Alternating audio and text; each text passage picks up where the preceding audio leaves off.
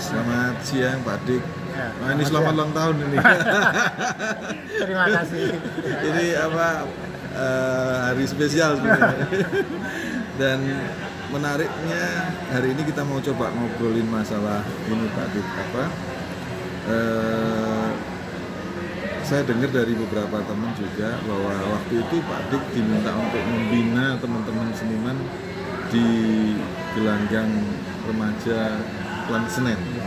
Nah ini mungkin ada kisahnya nih Pak Dik. Ya waktu itu belum jadi seniman ya mereka saya sendiri juga nggak jelas seniman apa enggak. Tetapi awalnya itu tahun 70 saya masuk dulu masih LPKD ya. Iya. LPKD. Tahun 70. Ya. Dengan teman-teman.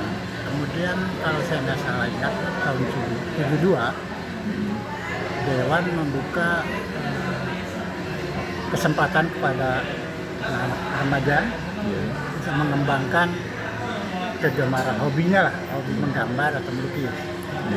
Jadi dibentuklah Bengkel Pelukis Jakarta. Itu dengan penanggung jawabnya kalau nggak salah itu Sulebar Sukarman. Iya Pak Sulebar ya. Sulebar. Nah, pembantunya termasuk saya, ada almarhum Totori Budianto, ada beberapa lagi ya. Jadi masih mahasiswa seni rupa LPKD waktu itu. Jadi dalam itu saya lupa juga berapa tahun kemudian ada bentuk didirikan gelanggang remaja. Jadi setelah bengkel seni pelukis Jakarta, kemudian Pemda membangun sentra kegiatan remaja di masing-masing wilayah. Iya.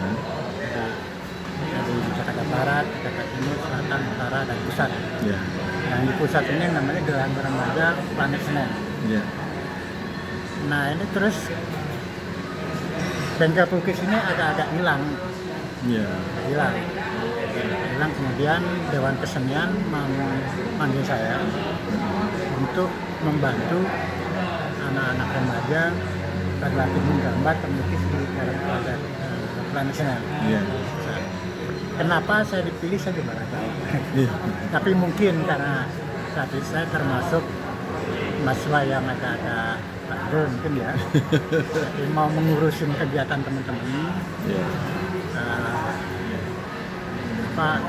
Dedikasi saya kepada teman-teman pengembangan juga mungkin dilihat juga karena tahun 72 kami pameran pertama kali di Balai Budaya.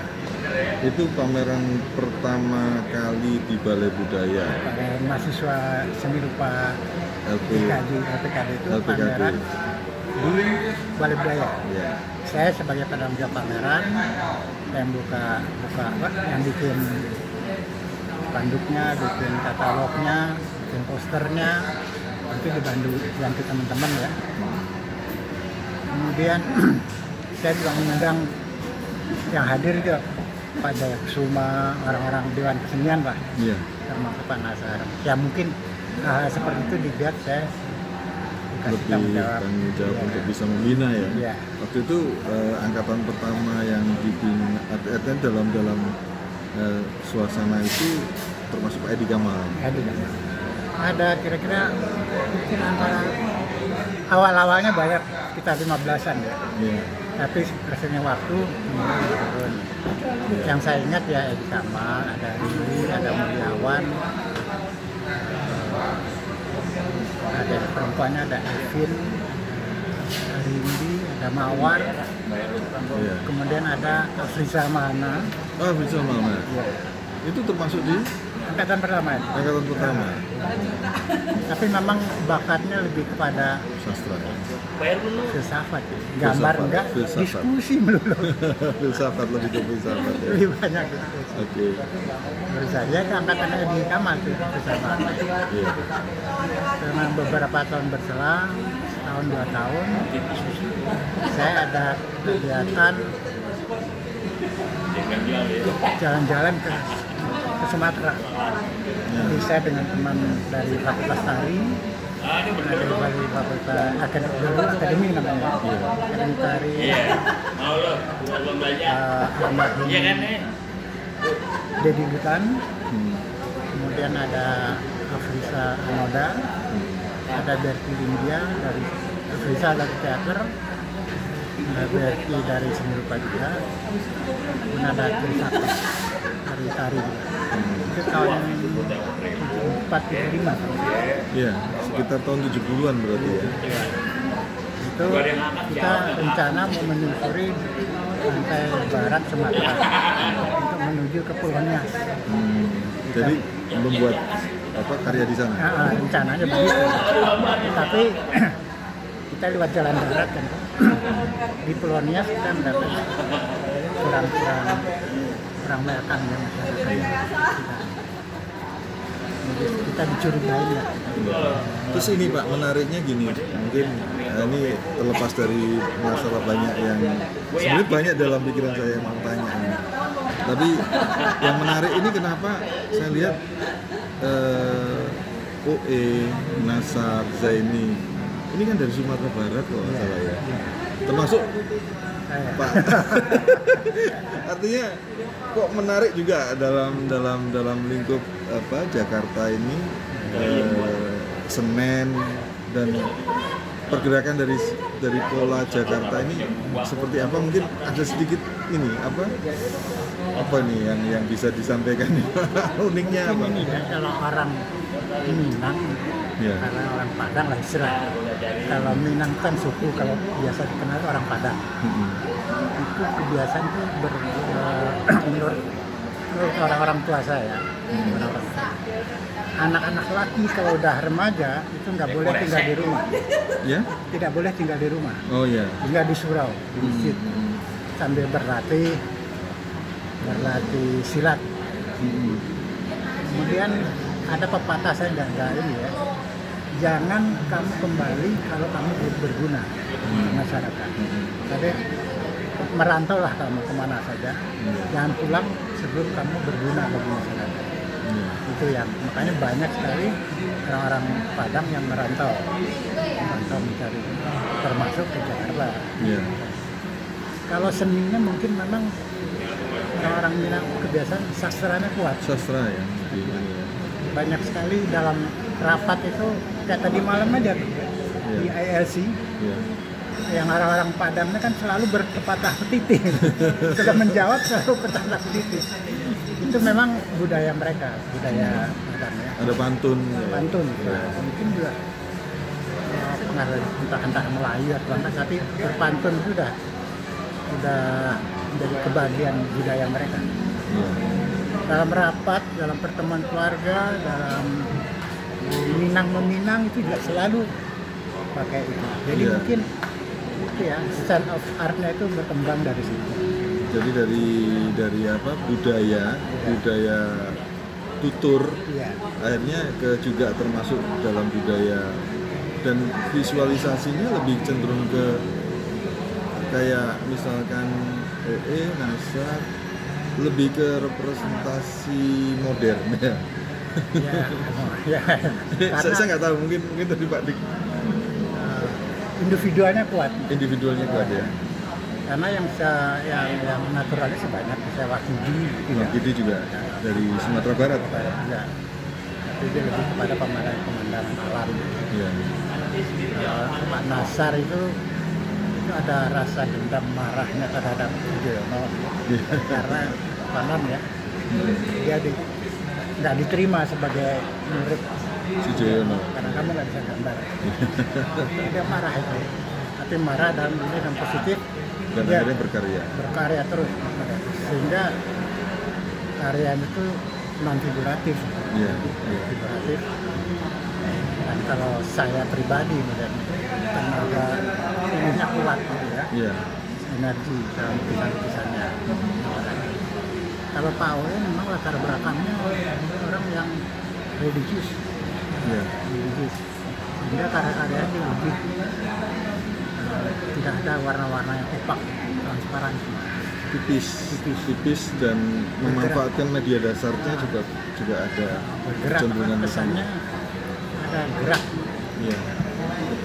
Dan waktu saya pernah juga waktu di kuliah melukis Agam Asar kalau salah, saya masih melukis. didekati oleh Pak Ustadz. Dik, kamu Muslim? Iya Pak. Kamu dengar? Ya. Oh, kamu nggak sholat? Saya nggak sejauh. Dia sangat religius ya Pak. Ya. Seniman harus sholat. Itulah sumber dari kreativitas itu dari. Kalau kamu nggak percaya, nggak cinta kepada Allah, kamu nggak dapat apa-apa lagi. Itu lama saya mau itu, tapi setelah sekian lama memang betul juga. Kalau kita berkaya cuman tanpa bismillah gitu ya, nggak dapat apa. Atau memang karya-karya non-korporasi itu juga ada kecenderungan spiritualitas. Jadi ada satu bentuk bentuk tafsir lebih mudah untuk menjelaskan atau melakukan itu gitu. Lebih interpretasi within gitu Pak. Maksudnya interpretasinya dalam gitu. Bisa rasanya bisa seperti itu ya. Contoh juga misalnya lukis dunia Henry Matisse. Dia memang studinya dari figur, pemandangan alam segala macam. Teman dia tertarik di Paris ada pameran karya-karya dari negara Islam, Maroko, Jordan, dipergi ke sana. Karena dia menemukan warna-warna studi Matisse. Warna-warna yang tidak seperti yang di Eropa. Cenderung salju dingin gimana gitu. Warna yang sehingga dia punya bahwa warna itu punya karakter sendiri, masing-masing punya karakter sendiri dan mempunyai jarak, masing punya jarak. Sehingga kalau disamakan dia akan menjadi getaran buat yang kita rasakan. Iya. Dan maka terakhir kan dia komposisi warna saja. Nah, kembali ke Pawe juga, saya rasa mungkin juga dia karena ada dalam Islam ada yang awal dan yang akhir, jadi tidak ada batasan. Kalau bahasa dia ngelangut gitu loh. Iya, ngelangut. Iya. Ada saya pernah lihat itu mencari yang tak tahu karyanya satu yang dari Surabaya itu bekas Amang Rahman. Itu kan suasana yang spiritualitasnya. Itu juga saya tertarik waktu itu. Pameran di tim itu Pak. Iya. Ya itu yang saya kenal dari Padang memang banyak ya. Enggak banyak yang saya kenal pada saat itu ya ada Pak Zaini, Pak Nasar, Pak Ismail Effendi, ada Yuswar, cuman dia kurang naik ke permukaan karena jadi pekerja di tim sebagai bikin poster. Iya. Grafis, poster di banner. Oh banner ya. Sehingga dia muncul sebagai kesenimanannya ke pelukisannya nggak muncul. Tapi poster bannernya itu bagus-bagus. Ya terima kasih Pak. Tadi ini mungkin nanti kita akan ngobrol-ngobrol lagi sementara jeda dulu. Nanti kapan kita ngobrol lagi. Terima kasih Pak. Sama-sama. Selamat siang. Sukses ya Pak. Ya, sama-sama.